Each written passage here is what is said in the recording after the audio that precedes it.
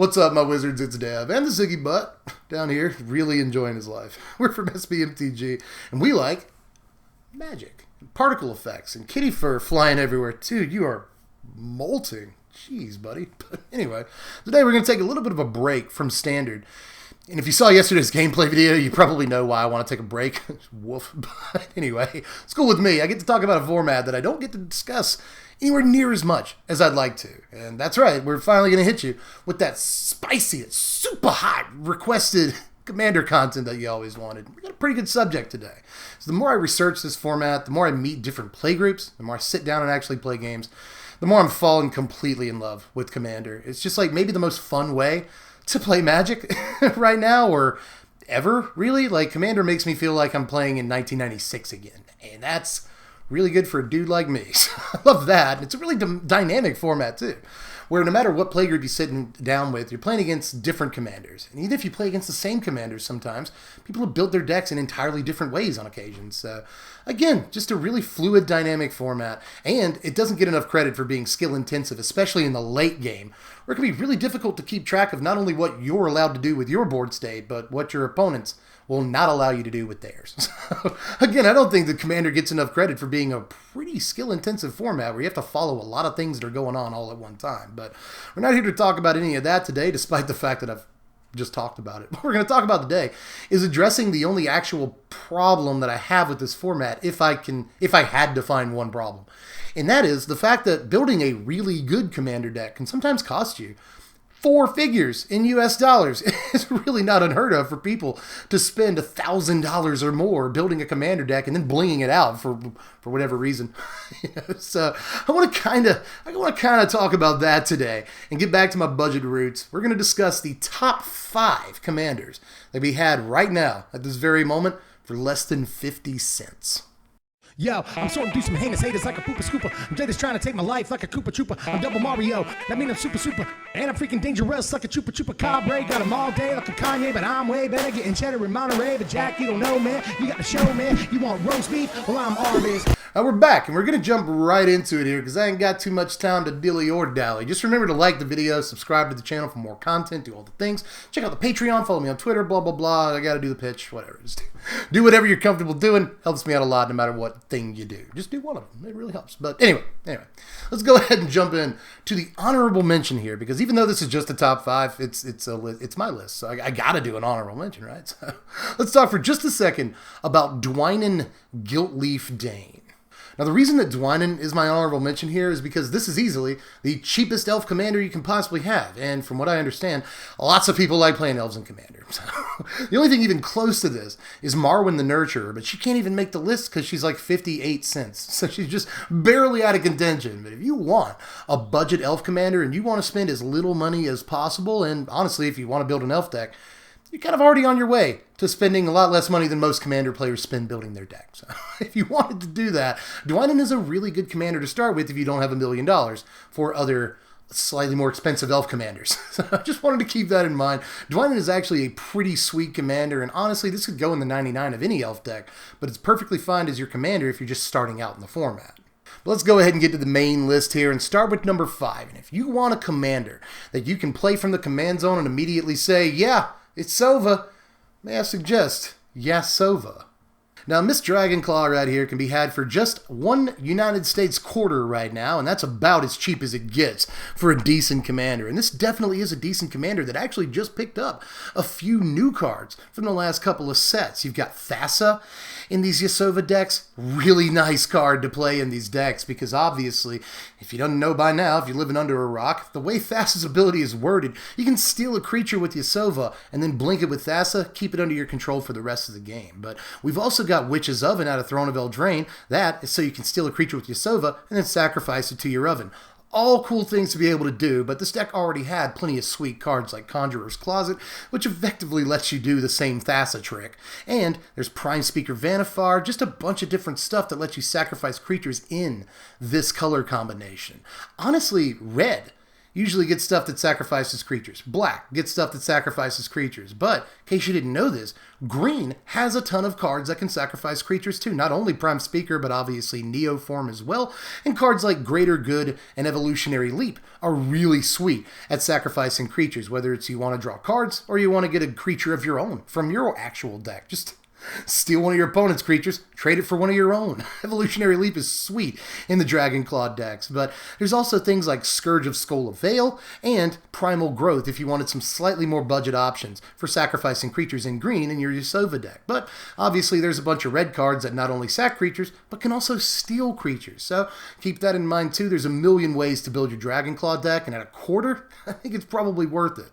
Let's go ahead and get to number 4, where we're going to talk about the most recently released commander on this list, and that's Sir Conrad the Grim. In case you didn't know this, I actually already have a Commander Deck Tech for Sir Conrad the Grim on the channel. I'll leave it in the description if you want to check it out. But this is just, maybe I'm a little biased because I did a lot of research for this commander a few months ago, but I had a lot of fun putting this deck together and building it, and I'm really impressed by Sir Conrad. Even though it looks like it's outclassed by a lot of commanders, it can actually hold its own when you slap it together with a bunch of other cards that it's amazing with. First of all, Sir Conrad is unbelievable with any dredge creature like Stinkweed Imp or Golgari Thug or Undercity Informer or any number of other creatures in black that dredge. Incredible. But there's also Tortured Existence if you just want a knockout punch. Works incredibly well with Sir Conrad. But speaking of haymakers, Mindcrank is effectively just an infinite combo with Sir Conrad. So if you didn't think he was a good commander before you saw Mindcrank,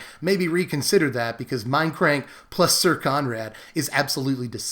But there's also things like Living Death, which will deal a bunch of damage all at one time and get your creatures back from your graveyard, which is dope. But there's even things like Forever Young, Grave Purge, Foot Bottom Feast. There are a ton of black cards with basically this text box, and once you have enough creatures in your graveyard, you can put them all back on top of your library, and hey, look at that, a bunch of creatures just left your graveyard. So you're dealing a bunch of damage all at one time with Sir Conrad.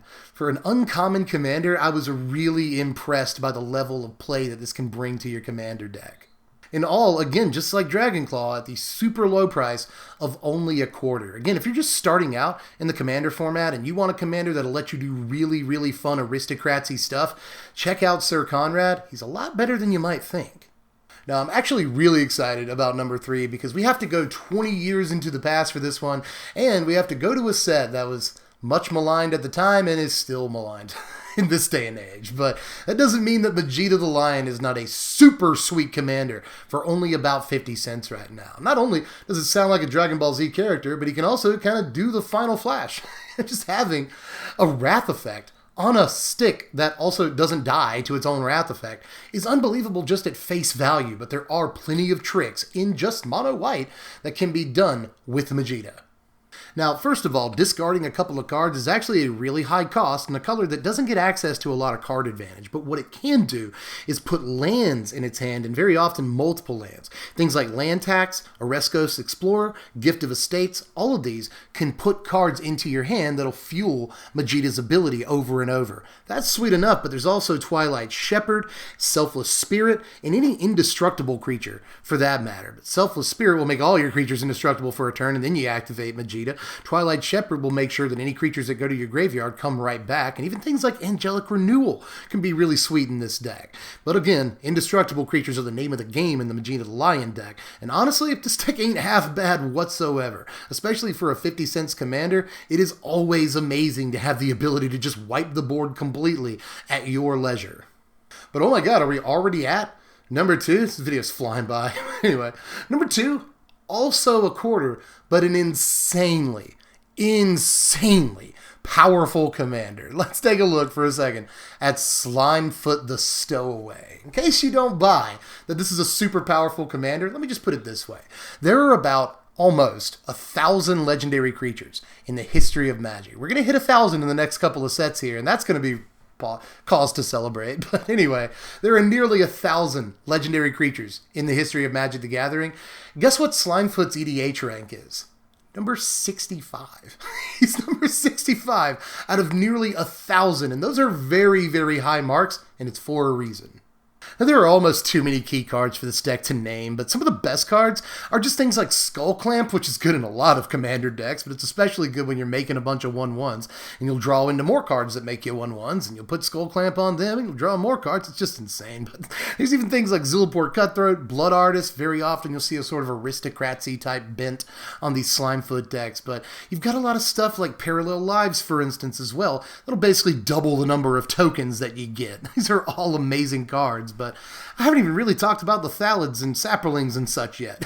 You get access to things like Psychotrope Thalid, Utopia Mycon for a bunch more mana, even things like Felonite Hermit, which will just put a bunch of Saprolings out and give them +1/+1. And if you want even more Anthem effects, you got your Spore Crown Thalids to deal with. Suddenly they can get huge. And if you want huge Saprolings, you also get to play with Tindershoot Dryad, which will eventually make them all enormous. You get Verdant Force. Who doesn't want to play with Verdant Force? Pretty much any deck.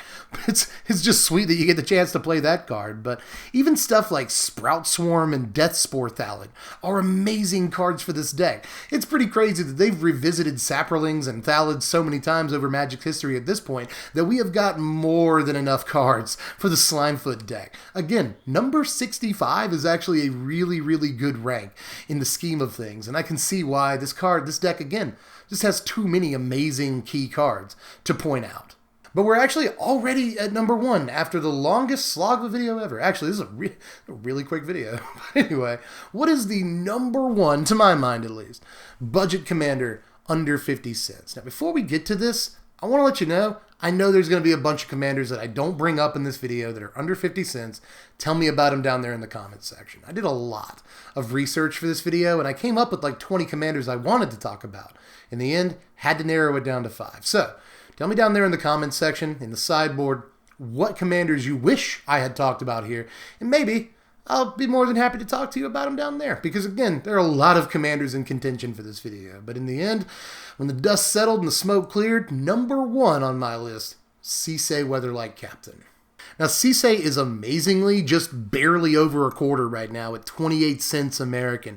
And there's so many cool things you can do with this card. Not only is it a 5-color commander, and one of the most budget 5-color commanders you could possibly play in the EDH format, keep that in mind, but it also allows you to do a bunch of really cool stuff just via the fact that you're encouraged to play a ton of legends in your deck. And if that's not a fun commander deck, I don't know what is, especially when you have access to stuff like Primeval's Glorious Rebirth, which is amazing in commander.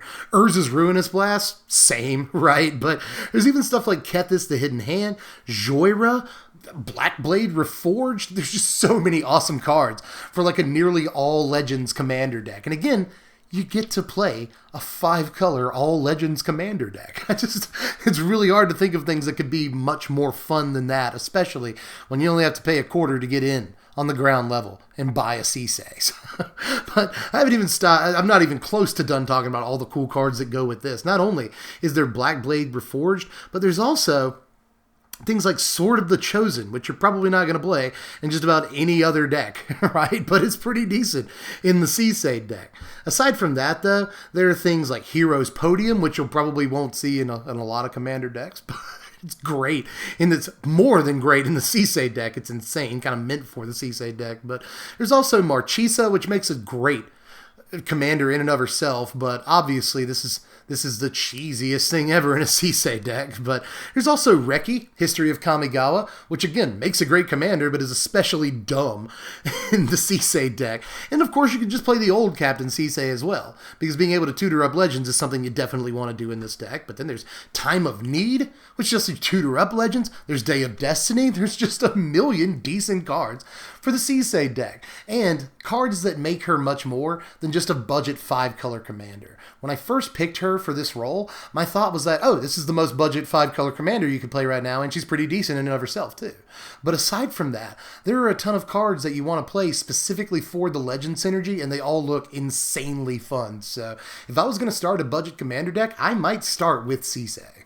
But then again, I might not, because truth be told, full disclosure, I'm actually working on 2 very budget commander lists right now. I want to see exactly how little money we can spend building a commander deck that actually works. So look out for those coming in the next month or 6 weeks. And I've also, conversely, got a commander deck I'm working on that tries to see how much we can possibly spend on a commander deck. So a couple of really fun projects coming down the pipeline. Make sure you subscribe for that content. Hit the bell for notifications so that YouTube actually shows you the content you're subscribed to. I don't know why it's a two-step process, but it is. Also, like the video if you enjoyed it, and again, make sure to get down there in the comments section. Let me know any commanders that I may have missed at the extreme budget level, because again, I already know for a fact there's a lot. Make your case for your commander down there in the comments section and do all the YouTube stuff. Sorry, I got to do the pitch again, but you know by now. Just like it, Patreon, subscribe, Twitter, blah, blah. There's the things right there at the bottom of your screen. But anyway, I guess I'm actually done? Is it possible that I'm done this quickly in a video about Magic the Gathering? It's insane. But anyway, if you are interested in playing any of the commanders we talked about in this video, I'll leave a link to TCG Player down there with a list of all the cards that were on the list, right? And all the key cards that I mentioned and all that, so that you'll not only be able to pick up the commanders we talked about, but the key cards for the decks that we talked about as well. Also, a really good resource that I should mention before I get out of here is EDA Trek. Most Commander players know about this website by now, but just in case you don't, EDA Trek is just easily the best resource I've found for researching what even goes in different Commander decks. So check that out. I will leave a link to that website in the description as well. In any case, I'm pretty sure I'm done with this one, so make sure again to let me know what I missed down there in the comment section. I know there's a lot, so can't wait for that. But anyway, I really can't. I want to know what you pick, because I might have something to say about it. Because again, I researched a lot of different commanders for this video, and there were so many that were this close to making the list. So give me your picks down there, and I'll catch you cats later. I'm Dev from The Place. Thanks for watching, my wizards. Spread love, and be kind.